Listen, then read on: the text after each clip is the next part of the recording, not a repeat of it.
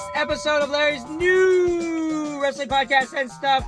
We're doing it as the sun sets here, as you see a little bit of a sunshiny thing, but that's okay. If you're listening on iTunes, you can't even see it, so who cares? So, folks, welcome to Larry's new wrestling podcast and stuff. But we're also going to be talking about today about the world, how there's so much negative going on, how the protests are happening all over the United States and the world. But on Larry's new wrestling podcast, we give you nothing but positivity. We want you to be out there healthy, happy, and giving to each other. That's the most important. There's a lot of stuff going on. I'm going to calm down because I realized I was screaming. That's okay. Calm down. We're doing this, folks, live from the back of my truck once again, because I found out that's where I have the best lighting, even during sunset. And we're going to talk today about The Undertaker, the last show.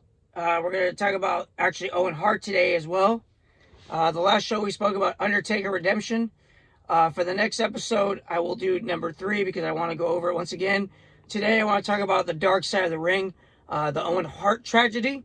I really think that this should be addressed because Owen Hart is a great WWE superstar, at one time known as the Blue Blazer, who is who is Bret Hart's youngest brother, Owen, one of 12 children of the very famous Hart family out of Canada, Stampede Wrestling.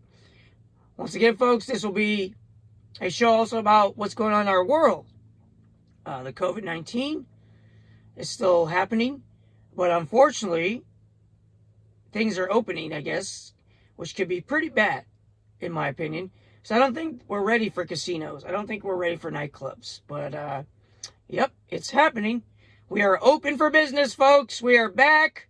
All I can tell you is Ross Dress for Less is closed. I'm pissed off because I want to dress for less and do it without dealing with the COVID virus. But that's not open. But the nightclub is. So I guess we've got our priorities. It's the best way I can look at it. Unfortunately for me, I'm not doing either because I love social activities. I'm not going to take the risk. I don't think it's time for Larry to get jiggy. That's even a word that people use. And that was a Will Smith reference.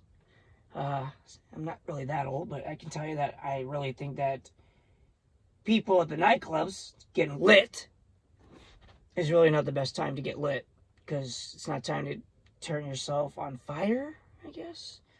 I know it's a bad joke, but when people call themselves lit, it's kind of difficult for me not to reference fire in some way, shape, or form, or light.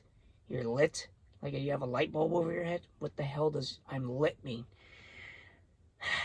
I don't know, guys. I'm just trying my best to figure out the lingo of 2020. All right? I want to get with it. All right? That's what we do on Larry's new wrestling podcast. We try to figure out what's the newest and coolest trends in all of life and all of the world. I don't know what I'm looking for here, folks. I'm looking for something that tells me that I'm cool, which I will never, ever be.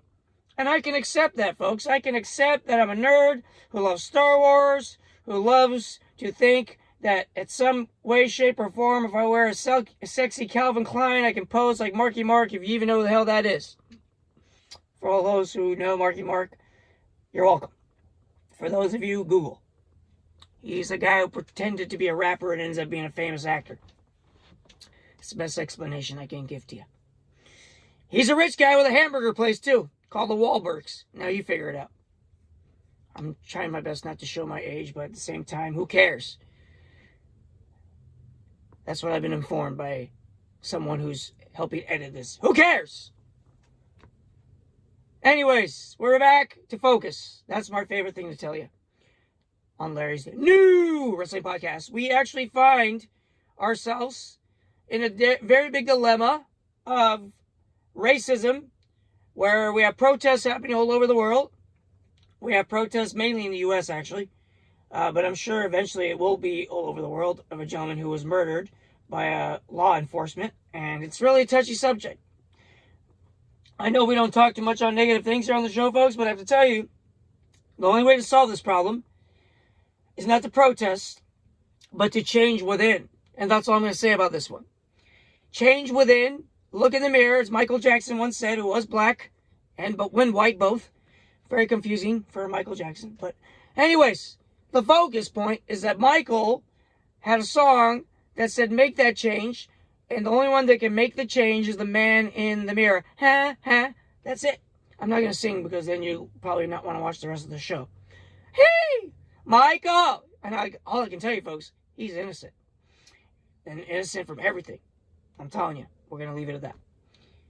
Folks, we are back to focus. The only thing that you can do in this life is look in the mirror and make a difference. If you don't want to be a racist, don't be a racist. If you want to be good to people, be good to people. If you want to be a hater and a very mad, angry person, be that person. But it's not going to benefit you. You're not going to gain anything from being evil.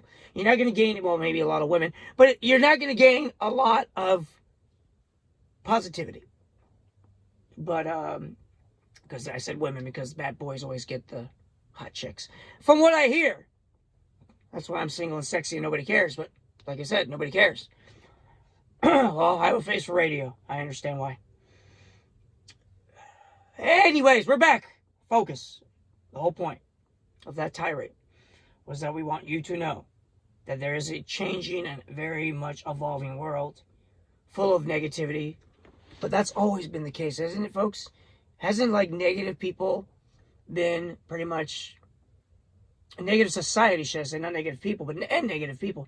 Can we just say, pretty much, bottom line, is that negative people is what has caused us to be where we're at today.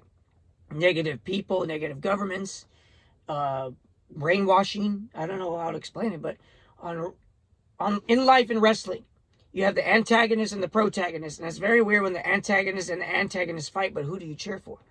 Pretty much in this situation, I feel like that's what's going on. You have protesters who are trying to make a statement, but then you have looters who are making it look bad. And on the opposite end, you have good cops, which may be far and few, you never know, or you have a lot of them that don't get acknowledged, but you get most of them who are getting acknowledged for. Because there was a guy in Michigan who was a sheriff who actually took the time to go with the protesters and march. And it's on social media that a sheriff in Michigan decided to join the protest. A cop wearing cop gear joined the protest. That shows solidarity. That's what we can do, folks. That's what we can do to make a difference. That's what we can do to change what's going on today. Solidarity is what's going to make a difference. Protagonist, antagonist, good versus bad. My grandfather was murdered. Murder is not tolerable. Murder should be punished, and not to the third degree. I can tell you that I'm very happy and proud to be doing this podcast because it's my God-given right and my freedom of speech to share this message with you, that positivity transcends positivity. Trust me, that's what it takes to get this world to be normal. It'll never be normal, to be at least as normal as possible. And you can't be afraid of numbers. You can't be afraid of anything in this world. No matter if you're overage, underage, you can be a person of age in your mind. Even if you're 16 or 15, you don't have to be a racist. Even if you're 83, you don't have to be a racist. What your parents taught you, you don't have to behave like them. My family, I can tell you, I've had some good stuff and bad stuff. Same thing. I've done it myself. I've had some good stuff and I had some bad stuff. But I take from what I've learned and what I've observed, and I make my own decision. Okay? Even my mom says that I can marry whoever I want. She doesn't care I'm not married yet. That was news to me. And I'm excited to hear that because less pressure. So if you ladies are out there, I'm glad you're out there. Once again, folks, this is about wrestling. But I just have to get that out of the way. Thank you, folks, for tuning into Larry's new wrestling podcast and stuff. Because once again, we are doing other things besides wrestling. So for the next whatever amount of time, we're going to focus on Owen Hart. And I just wanted to say thank you for letting me share, because I want this to be known that we as society can change. We as human beings can change. You can even go vegan. Do not edit that out. You can go vegan, folks. Means you have to have a plant-based diet. You can do it. I can't, but you can do it. Maybe I can do it on a part-time basis. Ask the editor. He'll tell you. But unfortunately, he's editing right now. Undertaker. Great show. Last episode. Next episode, we will be discussing episode number 3 of the Undertaker series, where we see a man resurrecting what was possibly done, his career. But I want to focus on that on episode 7, because on episode 6, I want to talk about a tragic death of the late great Owen Hart, one of the legendary Hart family members, who died prematurely because of a malfunction in the ring in 1999 at a pay-per-view. I believe it was called Bad Blood. And I should have done my research better, but I can tell you that it's a May 1999 pay-per-view that he fell from the sky. And I can tell you, folks, that unfortunately, it is something that we think about in life. We think about all the things we could have prevented, what if, could have, should have. Well, unfortunately for Owen Hart and the rest of the Hart family, they lost one of their members. And they've lost many members. They are very much a very famous family with tragedy. And they lost the British Bulldog to basically, I guess we could say, some type of physical substance abuse, maybe, we don't know. Altogether, wear and tear on the body. But all I know is that these people put their lives and their bodies on the line. The British Bulldog, Flying Brian Pillman, who wasn't technically a Hart family member, was a part of the famous Hart Foundation, the second coming of the Hart Foundation, the late 90s. He passed away. And Jim the Anvil Neidhart, one of the most famous, I guess you could say, linebacker or even lineman size wrestlers that had the best laugh, yeah, with grabbing his goatee. And I had the privilege of driving as well, and getting to talk to, actually, in the hotel lobby. And what a guy, very, very genuine and very, very nice human being. And I was very fortunate to meet him before he tragically passed away not too long ago, about maybe a year or so ago, a little over a year ago. And I even had the chance to meet his lovely daughter briefly, Natty, who's also currently in the World Wrestling Federation, aka WWE. And I really know the Hart family is a great group of young people. And won't go too much in detail about it. Just know that the Hart family is a great family. And everyone involved with that family is legendary. And one thing about Bret, I'll tell you from experience as well, Bret Hart is one of the nicest individuals in the world. He's a very kind and very warm-hearted individual who actually genuinely is a good guy and will talk to anyone and treat them like a human being and not a fan.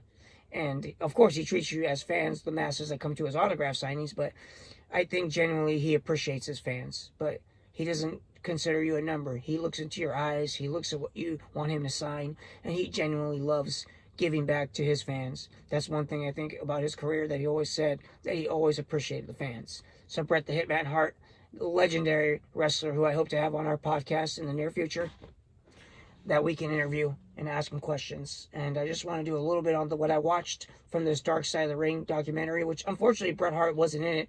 He did one about the Montreal Screwjob, which will be another episode we talk about it. But I can tell you officially that Bret Hart lost his youngest brother, maybe his closest brother, as what I understand, because of the camaraderie they had in the WWF when they were working together. They even posed each other as rivals, which I thought was something that his elder brother did for him to give him a chance to have a great career as well.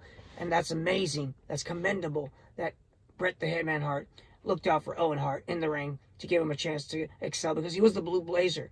And the reason why he died at this pay-per-view is because he fell from a malfunction in the ring, which could have been prevented. They thought maybe there was foul play. I guess they did an investigation, and there was no foul play. It was just lack of responsibility on the fact of the company not hiring the proper gear people to harness him up into the sky to let him come down to do one of the stunts with the Blue Blazer outfit that he was doing, that gimmick, to be funny once again, to bring it back. And because they were trying to figure out ways to make Owen Hart the only remaining Hart family member in the WWF, because Bret had gone to WCW a couple years prior during the Montreal Screwjob, and eventually his family would go in tow except for Owen. And Owen would stick around in WWF and really be a part of something that ended up being his unfortunate ending, and I guess new beginning, because he went into heaven and he went with the angels. But unfortunately, he fell from the sky, hit his head on the turnbuckle, and pretty much died in the ring. during a live pay-per-view, which actually continued, and in my opinion, should not have. And I think in many others who've watched the, I can't even watch the pay-per-view, to be honest with you, because I just watched it up to that point, and I said, there's nothing else I can really watch after they make the announcement that Owen Hart has tragically died in the ring. I think no other person would want to watch more at that point, because I didn't. And I did not watch anymore, because to me, it's almost like spitting on the face of the individual. Disrespecting, like, oh yeah, let's watch the rest of this fun stuff. And I know that someone just died. It's, I can't blame them, I guess, but I could. It's a company, it's a business, but if I were them, I would have just said, okay, show's over. Sorry, we had a problem in the ring. Here, we're going to refund you your money. We're sorry about it, and go off the air. But anyways, we can't dwell on that because it's done. But we can focus on the fact that a legendary wrestler whose wife does not allow him to be in the Hall of Fame, because we know he's a Hall of Fame caliber person, but his wife Martha prevents him from joining the Hall of Fame.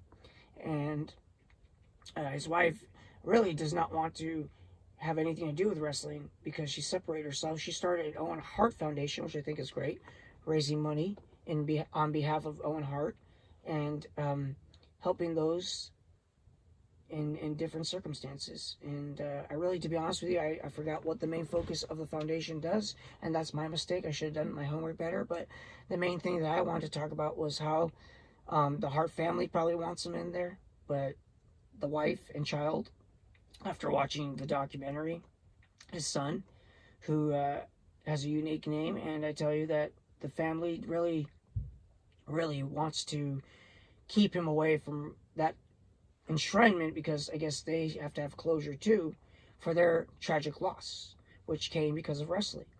And they did a settlement after it was realized that it was a mistake that should have been prevented, and she made about, I believe, $18 million from a settlement. And that money can never bring back Owen, who was a family man, who was focused on helping his family, who loved his family. And I think that is the most evident with his daughter and son and wife, that they explained that in the documentary, that he was such a very loving and caring father and uncle as well, from what I'm aware of, that he was a fun person in general, which I never had the opportunity to meet Owen, and I really wish I had. And I really hope this podcast brings more Hart family members that can not just talk about Owen, but just talk about what they've done for the business of professional wrestling. Stampede Wrestling, which was started by Stu Hart, basically the patriarch of the family, and his family has really honed many very famous individuals. Came out of the famous Hart Dungeon in Calgary. And if you say wrestling and you're in Canada and you're in Calgary especially, you only can say one name, H-A-R-T. That's how they spell their Hart. And I can tell you, folks, that family is synonymous with professional wrestling. I don't think even things get enough praise for what they've done for the business, considering that many nephews, Harry Smith, Teddy Hart, a lot of people have come out of the Hart family. Second generation, third generation, fourth generation, fifth generation Hart family members will be wrestling. As long as there's wrestling, there will be some form of Hart in professional wrestling. Trust me. I can tell you, folks, the sharpshooter is one of the most I've had it done to me. It's a very hard hole to get out of, especially when someone from the Hart family executes it. I'm sure they know who they are. They are the ones who know best, and I felt it firsthand. It was an honor. An honor it was. And we'll just leave it at that, that it was an honor to get the sharpshooter given by individuals within the Hart family. And we'll just leave it at that. It was a great moment for my personal experience. And we'll never forget it. And then the Oscar party after. Never forget it. And the celebrity that was there that was most recognized was Ron Jeremy. I want to forget that. But anyways, that's a whole other story, folks, for another show. But I tell you, man, Ron Jeremy was really at the Oscar after party I was at, along with these individuals. And I tell you, they were so excited. I'm like, why? It's just him. But anyways, long story. I'll keep the shorter version. The fact is, that family is legendary, and Owen Hart is a big part of it. And it sucks that this thing has to be what he's remembered for, not for the great career and the fact that he beat his brother at WrestleMania 10. And then Brett went on to have the match against Yokozuna, a double main event where his brother beat him first, And then he wins the WWF title, and Owen's standing there right there in the aisle staring at him as he's on the shoulders of all the wrestlers. And he goes, I beat you, Bret.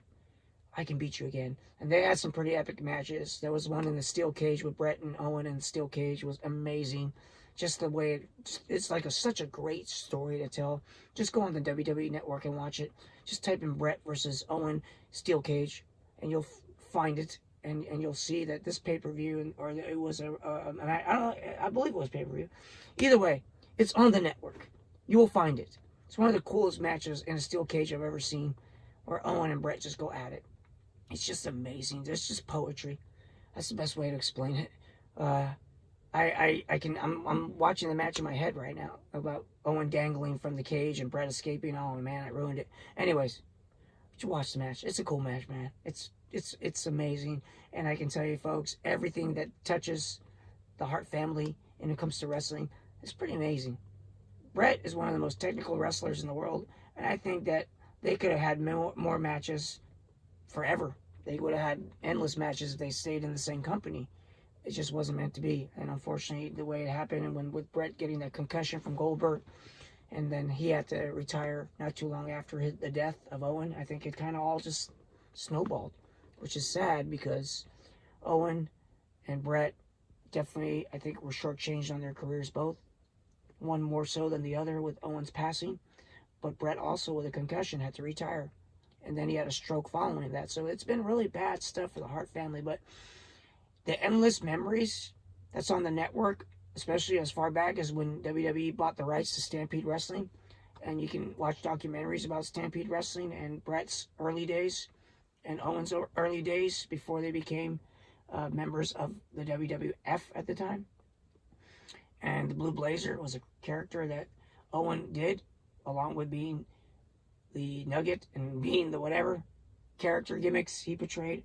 And he was great, man. He always laughed. He did a lot of ribbon, which is in wrestling, it's basically like jokes, pranksters. And so I think Owen Hart will be remembered for being his shenanigans. A funny story that Bret tells is when he pretended to be a famous wrestler and he crank called his dad, and I guess his dad was staying in his brother's room, in Bret's room, at WrestleMania 4 or 5. And then basically Owen does the voice of the wrestler. And I guess this wrestler, if he really wanted to grapple with him, Stu says, why didn't you just tell me? And Owen just starts hysterically laughing. So that means Owen pranked his dad. And he said, damn you, Owen! And he hung up on him. So you know what? That's how funny Owen was. All the wrestlers talked about him and Mr. Perfect. I heard we're always ribbing people and making jokes at backstage to keep the... Because remember, this is their family. They're on the road 300 days a year. So that's pretty much all they get to see. Their children are at home. Their wife are at home. So this is the way that they keep balance. And Owen wanted to be home with his family, but he was providing for them. He was putting a roof over their head by being this professional wrestler. But I think he wanted to be a firefighter, and he just wanted to retire and enjoy his life after wrestling. I think he was saving money to do that. And I believe it. But as a wrestler, the acrobatic skills, high flyer, basically Bret was technical and Owen was high flyer. So you have complete opposites, but both offer something amazing in the ring. Bret Hart is called the excellence of execution for a reason, because the Hitman is definitely that. He took you out no matter what size you were. Yokozuna size, Bam Bam Bigelow. Or as in Spanish they say, Bam Bam Bigelow. I used to watch the Spanish version of wrestling too back in the day, just because I missed maybe Superstars, so I would deal with the Spanish commentary, and I didn't care. I'm watching wrestling. Si, senor. Anyways, that's the whole point, folks. Wrestling is universal. It's like lucha libre. Si, senor. See, I keep transitioning, folks, because that's what we do here on Larry's new wrestling podcast. I can tell you, folks, I watched this documentary, and I really enjoyed it. I recommend it to you. I recommend it to the masses. Go on YouTube.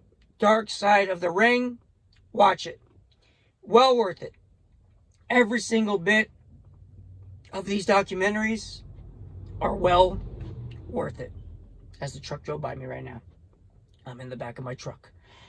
It's okay, folks. My business partner says this is the best place to do a show. But if you see that Cash App on the bottom, you know what to do. Help me get an upgrade. That's pretty much what we're looking for.